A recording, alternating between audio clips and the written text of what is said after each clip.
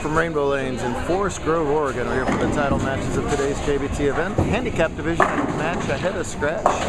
So we'll begin with that, and we'll begin with Guillermo Castaneda doing what he's done for most of the last couple hours, throwing strikes. That's 4 in a row to open up the title match. He's going up against yesterday's runner-up, Madison Flayton, and she is not liking how this is going early on, as Madison has struggled. And Castaneda's put up the strikes. He's got to win this match by 9, and he is obviously ahead by way more than that right now. Win or lose, Madison's got more bowling to do as she'll take on Evan Smith for the girls' scratch crown. They'll do that at the same time as the open scratch title match, as they're in the semifinals right now surrounding the handicap match. Guillermo for 5 doesn't get that 7-pin out. Run ends at 4. First title match for him. Second title match for Flayton. I pronounced it Flatten all yesterday, and she walks in the building today and corrects me. Asked her, why didn't you tell me that yesterday? She said, I wanted to hear you mess up all day. Thanks. Thanks. Thanks.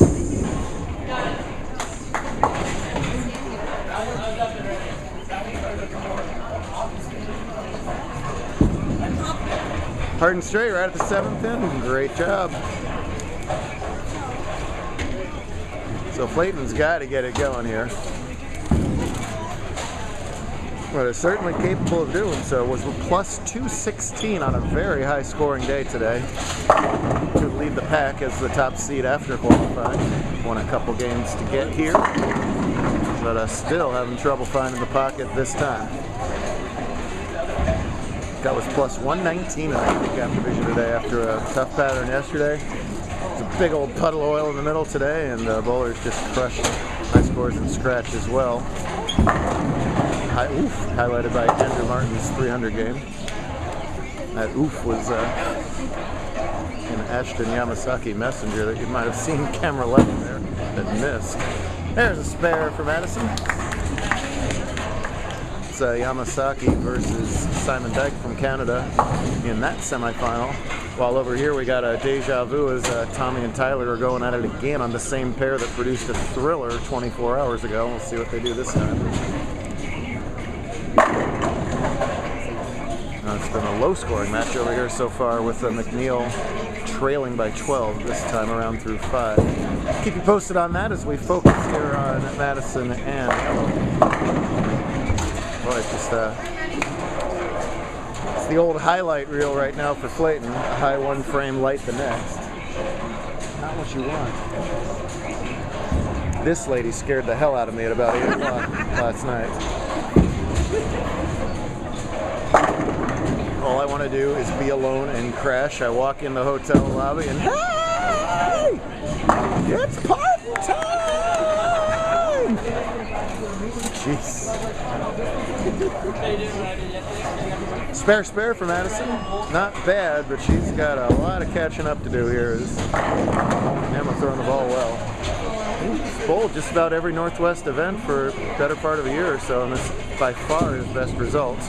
Great to see bowlers that are sort of paying their dues break through and have a good one. I'm having a great one right now. He told me he was very nervous before this match. I tried to tell him that is called being a human being. Oh! Tyler was nervous? Yeah, well, Tyler is beside himself right now with that solid 8. Tommy's always beside himself. Tommy has been beside himself since 1988. Like that. Here's Castaneda for another double. Quite climb up that hill, still leaving easy spares and staying in very good shape.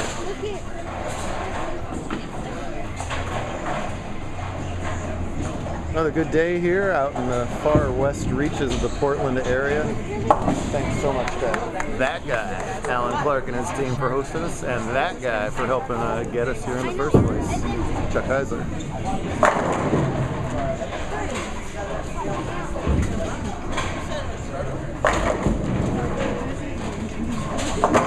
Guillermo, nice, really good, solid, basic form there.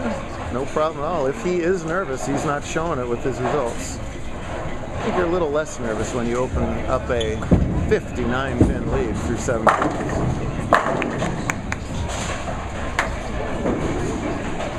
Maddie has to get it going here right now. Boy, oh boy, just a little wild right now. She can win title matches. She's got an OJC title, so it's not like one of those things of, geez, when am I ever going to win a final? It's one-game matches. The wheels can fall off quickly.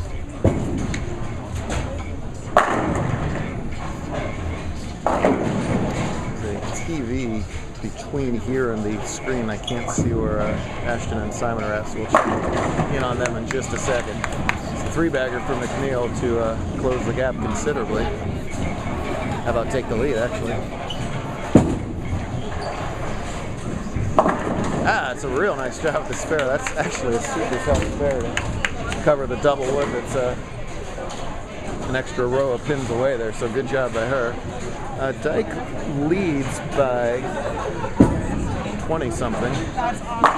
Dyke leads by 30-something. Potential 234 for Yamasaki, who won a thriller over Hunter Bauer in the previous match. 238 pace right now for Dyke, so mark and count. And there'll be a Canadian in our title match.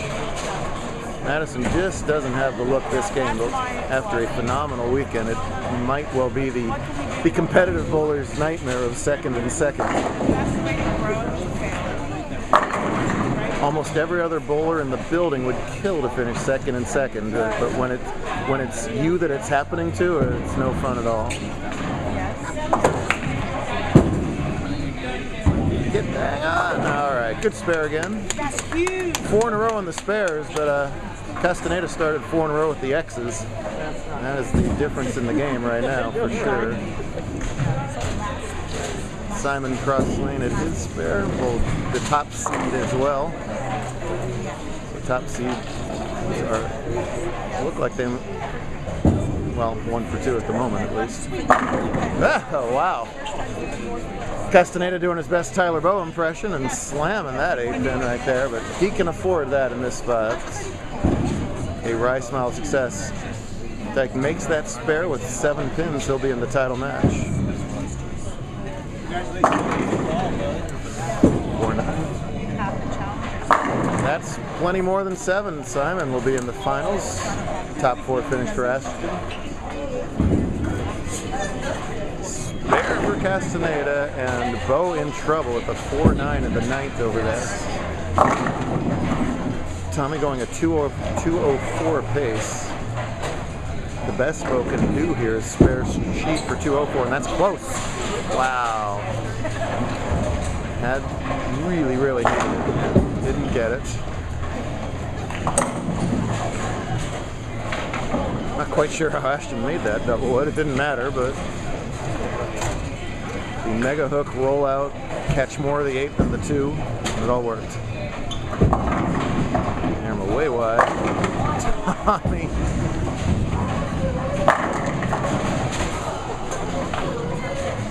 Tommy nervous as always once again.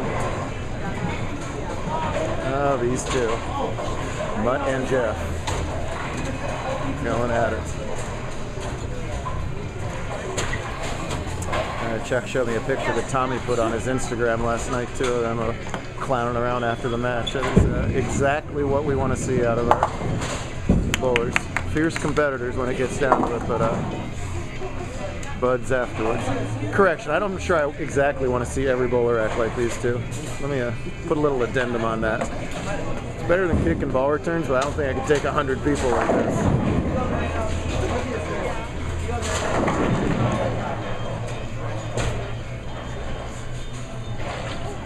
Madison has to strike out and hope for absolute disaster from Yermo.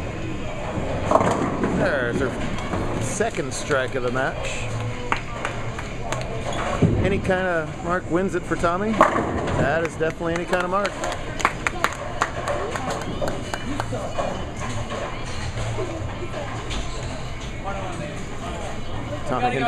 Tommy indicating that they're tied 1-1. Tyler's was for a title. Tommy's still got more work to do. Not going to paper, rock, scissors it.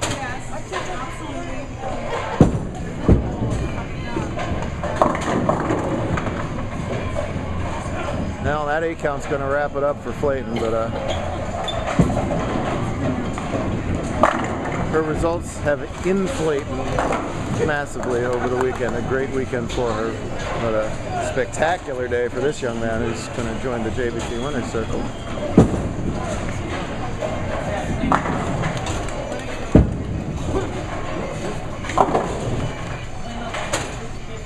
So it'll be McNeil versus Dyke in scratch and Smith versus Flayton in girls scratch coming up in part 2 to wrap up a great weekend here in Forest Grove.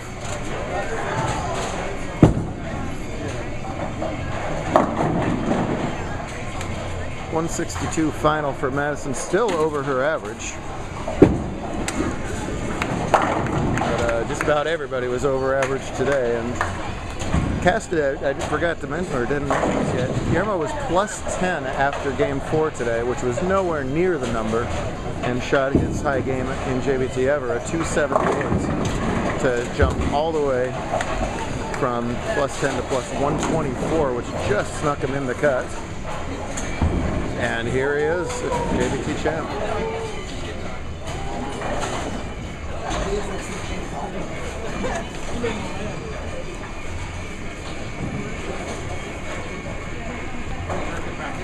Did I actually win in brackets?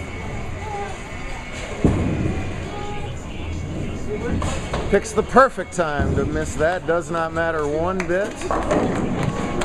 Welcome to the Winners Circle, Hamo. Good stuff. We'll be back with the finales in part